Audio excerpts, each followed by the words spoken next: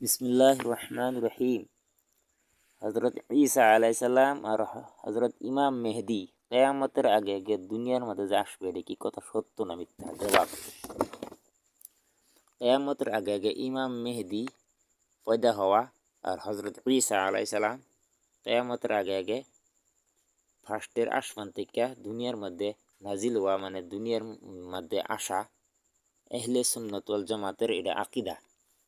আর এটা হাদিস হাদিস শরীফের থেকেও সাবিত আছে যে ইমাম মেহেদি আসবে আর হযরত ঈসা আলাইহিস সালাম দুনিয়ার মধ্যে আইব ফার্স্টের আসমান থেকে। আর এটার হকিকত যে নাকি ইনকার করব, মানে মানা করব, মানতো না, এটা শুদ্ধ না, এটা অশুদ্ধ কাম। আর এটার খিলাফ আকিদা রাখা বেলেগ, যে আসবে না বললে আকিদা রাখা, নিয়ত রাখা, দিলে দিলে ভাবা, হ্যাঁ, এটা গুমরাহি ছাড়া আর কিছুই না। কিতাবের নাম হলো ফতুয়া দিনিয়া, জিলদ নম্বর 1, পৃষ্ঠা নম্বর 102। ওয়াল্লাহু আলাম ওয়া আখির দাওয়ানা আলহামদুলিল্লাহি রাব্বিল আলামিন।